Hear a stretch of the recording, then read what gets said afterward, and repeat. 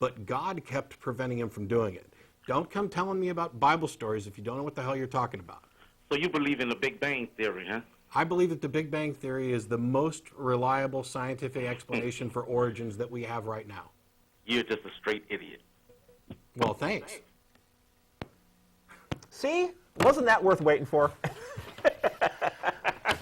You believe that Pharaoh was a man of science, and I'm the idiot. You're right. That was an important place to go. I forgot about the whole God hardens Pharaoh's heart thing, which, yeah, means that caller was full of it. Well, you know, I don't want to say he's full of it because I'm a straight idiot. Oh, he was full of that. Who knows? Woo!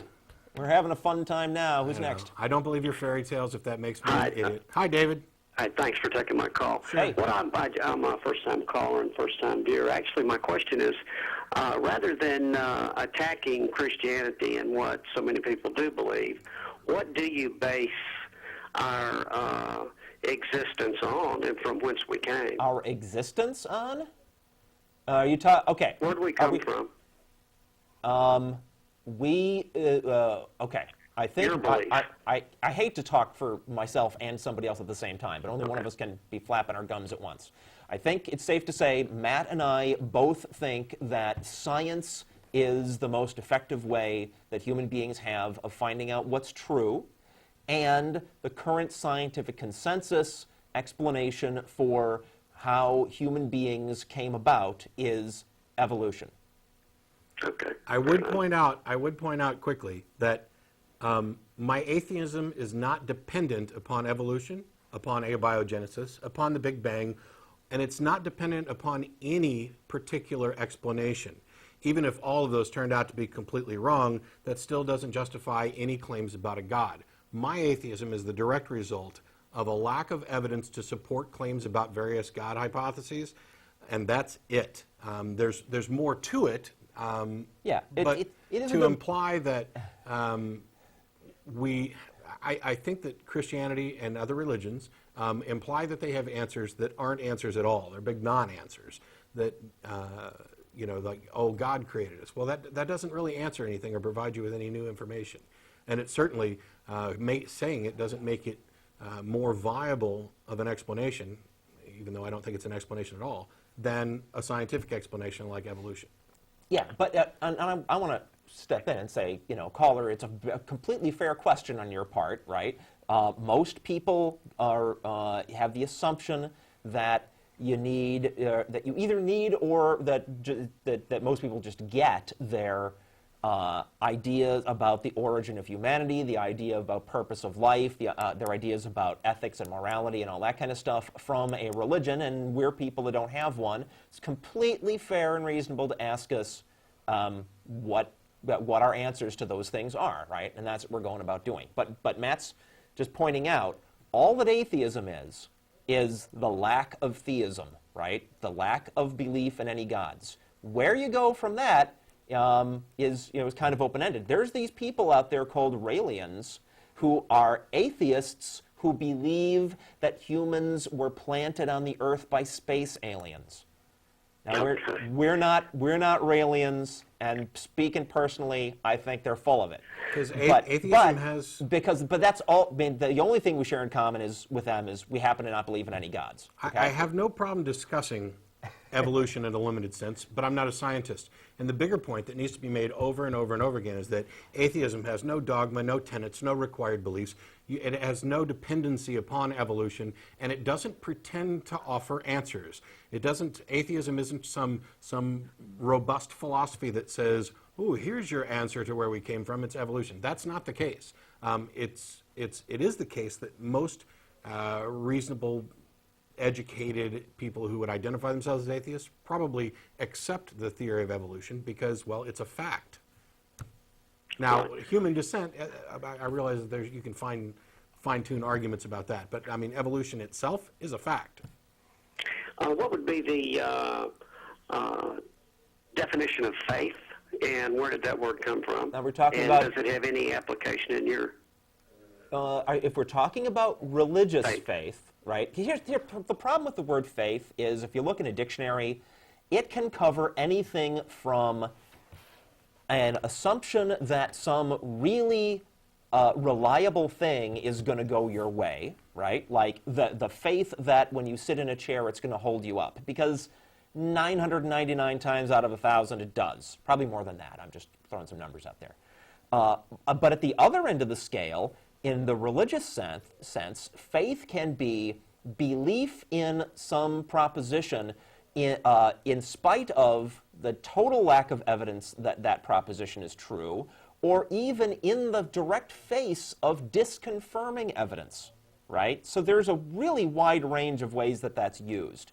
And when we get into debates with believers on our show or about faith, they generally play this little word game where they try to establish that this really weak kind of faith is reasonable. Therefore, their incredibly extreme kind of faith is reasonable. Yeah, I tend to avoid it by going, my definition of faith is belief in something without sufficient evidence to justify it or in the face of evidence to the contrary.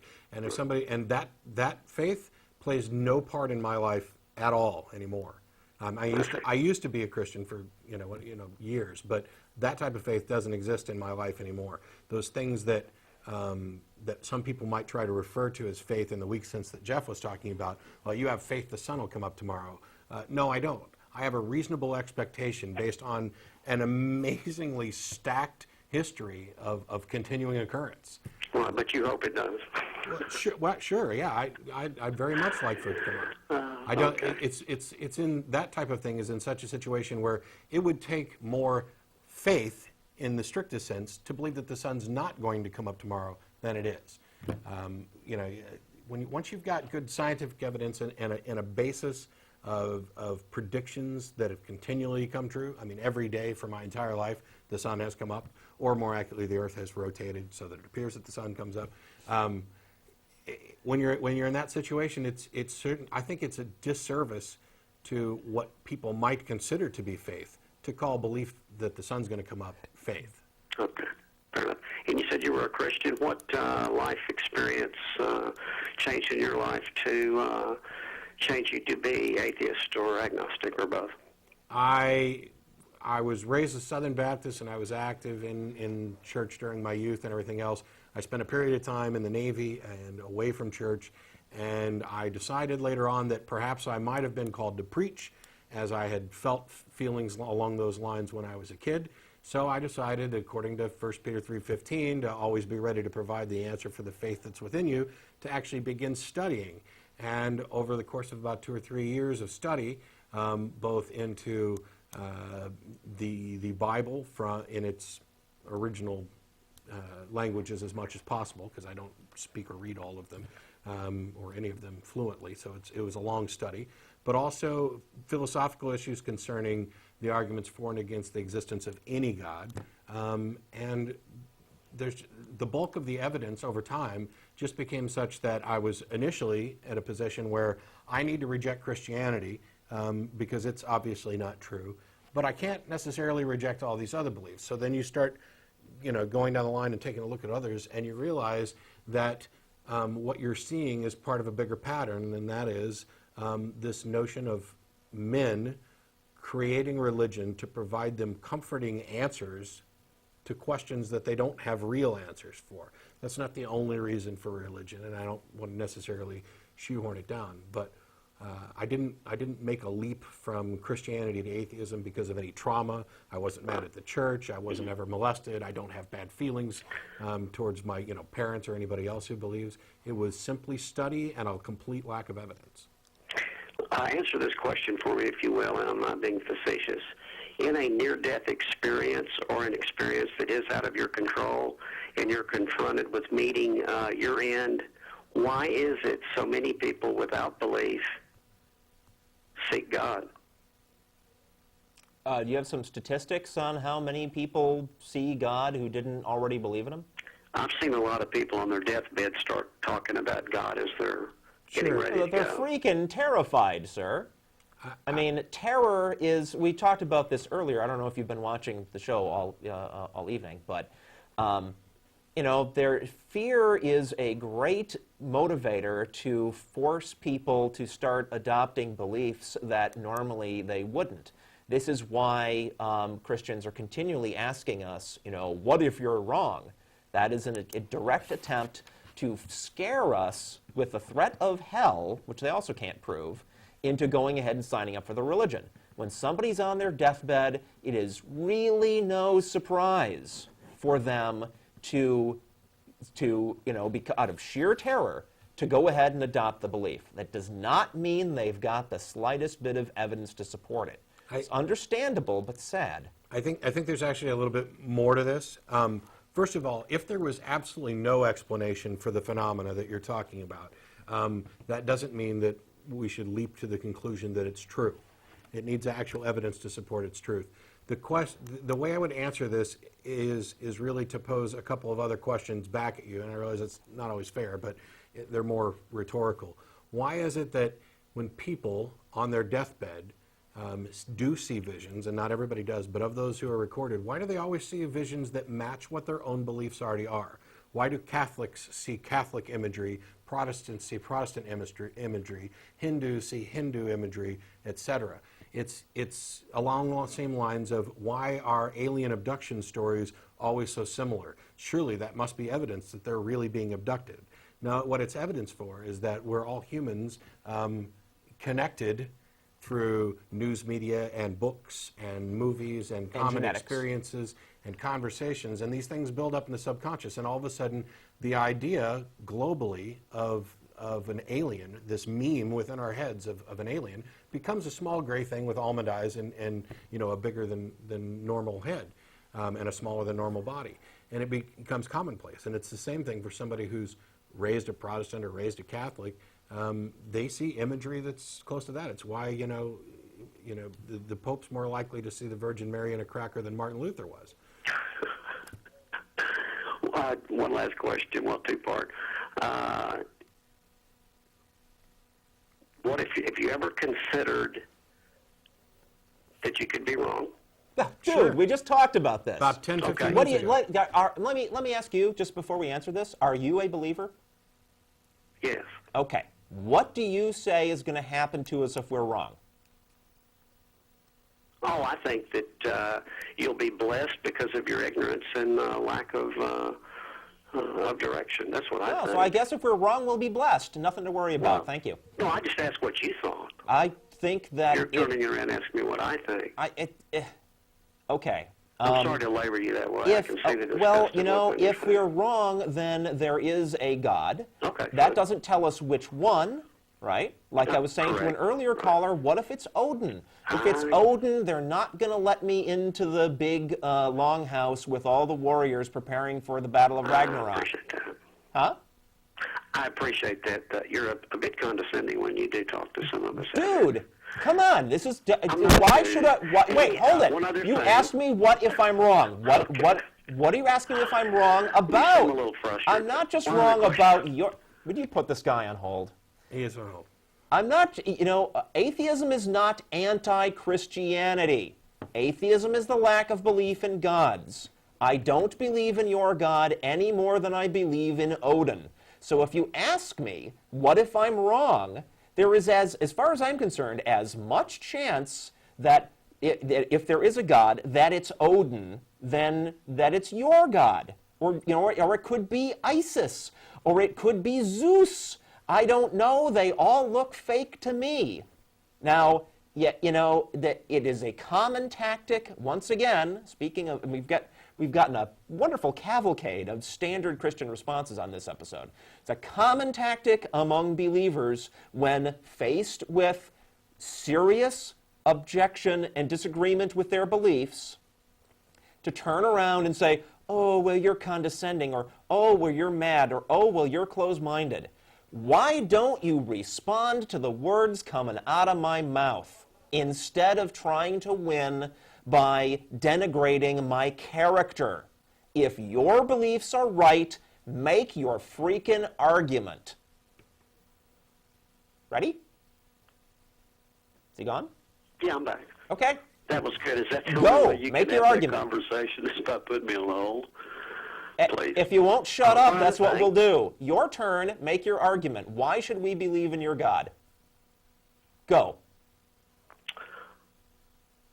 Why, I'm not on television buying time to convince anybody to believe in We're my not buying God. time either. This You're is on public time access. It's free. to convince Practically. people to not believe in what they believe in. That's all. No, what we're here doing, first of all, we're not buying any time. It's public access. It's done free. It's a nonprofit organization. I wish there was money in atheism. There's and not. Well, how does it work? And while Nonprofit. and can I talk, or do I have to put you on hold again? You know, Okay. While I am actively trying to convince people that some beliefs are wrong, I provide good reasons for those claims of mine. And in part, it's one of the most common is that there's no good reason to believe the claims of religions. That faith is not a good tool for discerning the difference between reality and non-reality. So while I can understand, having been a Christian, how comfortable it is to have some beliefs, when we're talking about actual evidence, we're talking about what is real and what's not real, faith is not the tool to use to determine that. Evidence is. Not, logic, reason, independent confirmation of evidence is extremely important. Now, if somebody wants to believe something completely on faith, they're more than entitled to, and I support everybody's right to believe whatever stupid stuff they want to believe. The difference is that when the problem is when they act upon those beliefs and try to impose those beliefs on others, especially through legislation, by legislating about people's rights to choose on abortion, for example. When you begin to legislate your religious opinions, now it's no longer okay that you just back them up with faith. You better back them up with evidence, with argument, with reason. Faith alone is useless. I draw a harder line than Matt, personally. I certainly agree with Matt but I don't know if our caller is of the brand of Christians who are politically active and trying to take over our country right now. I don't know that. We haven't asked him, and I don't want to assume that. But if at any time any believer comes at me with this "what if you're wrong" thing, trying to freaking scare me into joining your club by dangling hell in front of me, then dude, that is the only reason to ask the question. That is the only reason to ask that question. What on earth or else are you getting at? I'll back off. Maybe there is another reason. Why do you care what I think will happen to me after I die if I'm wrong? Why do you care? it's just a conversation. It's not about me caring. Come on. We know. I was a Christian too. I know what it's all about. Hang on. Bringing up hell is a fear tactic to scare people into joining the club. That's the point. Yeah, and going with what Jeff says, if you really are a Christian and you're going to sit there and pretend that this is just a conversation, that you have no goal in mind, then I think you should probably hang up and go pray, because I don't find that to be remotely honest. You had to have some point. You're not proselytizing at all? You're not trying to back up your claims or beliefs? No, he's not. I gave him a chance to. Sorry? No, I just called in. It was quite funny to get in on one phone call. You must be having a lot of feedback there today. I've got full lines right now. And guess what? Now we've got a line open. See how easy that works? That's the best he could do, is to try to denigrate the show. Oh, obviously, I got in quick, so you guys aren't very popular. Wait a minute. Hey, you know what? It doesn't matter whether we're popular. I just want to have a moment of sympathy for believers. Folks out there, those of you that believe, that are frustrated by our show, I completely sympathize. I know what it must be like to, after hanging out only with other believers, or when you try to proselytize, only running into people who haven't thought very deeply about these things and haven't got very good or clear understanding of where you're coming from or what the implications of your arguments are, and aren't prepared to defend themselves, right? I can understand how frustrating it must be for you to call into a TV show and talk to a couple of guys who have spent years doing this and thinking very deeply about these issues. We know where you're coming from. We know what these arguments are about. We know what you're trying to do. It ain't gonna work. Yeah. Sad for you. But you might just want to suggest, and we are not here, the show is not here to convert you. You can turn off the show and go away. We don't care. Believe what you want. But if you call into the show, you are going to be talking to some people who are able to hold up our end of the argument. Okay? If you really feel that you need to be able to argue with folks as prepared as us, and you can't, there's two possible reasons for that. Either somehow, magically, we're able to defeat your arguments when, by all rights, we shouldn't, or else we're right and you're wrong. Just think about it. That's all I'm suggesting. Yeah. I do care what people end up believing, because people do act upon their beliefs. And I would prefer that we lived in a world where the F word was faith.